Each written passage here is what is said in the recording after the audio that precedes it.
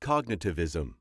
Cognitivism, supported by Gestalt psychologists, is the acquisition of knowledge and skill by mental or cognitive processes. The result of learning, watching, touching, or experiencing are key points in cognitive learning.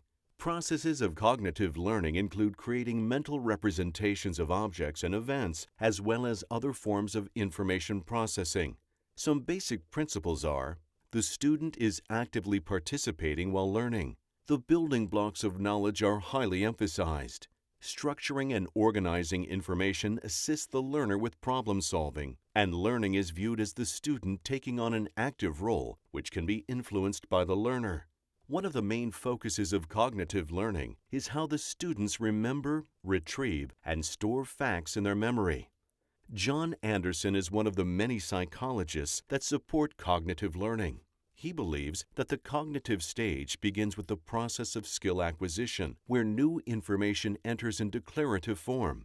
During this process, the student learns about facts that are relevant to the skills they are about to learn, such as descriptions of the procedure. This procedure is usually spelled out step by step. Next, the learner carries out the procedure through his or her interpretation of the verbal directions. The teacher then demonstrates what needs to be done, and the student is carefully monitoring the results. This process is carried out very slowly and requires complete attention. Cognitivism and constructivism share some similarities. However, they also differ in the process of learning. Cognitive learners rely on their prior knowledge, but constructivism involves the learners building their knowledge based on experiences and interactions. Another difference between cognitivism and constructivism is the aspect of learning. In cognitive learning, the students are taught how to do something, whereas in constructivism, the students are encouraged by the teacher to discover principles for themselves, known as self-directed learning. The main difference between these two learning theories is cognitivism uses prior knowledge and constructivism involves building new ideas or concepts. Cognitivism is carried out in the classroom by guiding the students through a project, rather than leading them. For example, if the class is doing an experiment on making a volcano, the teacher may start with a KWL, since cognitive learners use their prior knowledge. The students would begin with stating facts that they already know about volcanoes. To begin the process of making a volcano, the teacher would verbally explain the directions.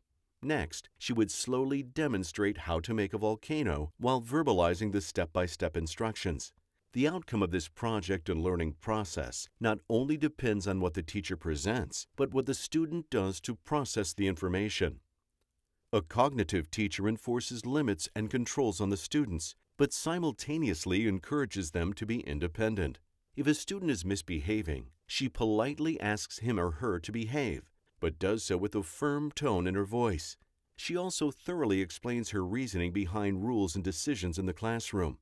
During a discussion, the teacher is open to the students' opinions and likes an environment where students have the opportunity to learn while practicing their communication skills. A cognitive teacher has a very caring attitude toward her students. She often writes positive comments on their homework and gives them verbal praise. Overall, cognitivism involves the student learning by listening, watching, touching, reading, experiencing, and then processing and remembering the information. It relies heavily on prior knowledge and thorough step-by-step directions given by the teacher. Communication is key, and the focus of cognitive instruction is to create learning by encouraging the student to use learning strategies related to their current project or assignment.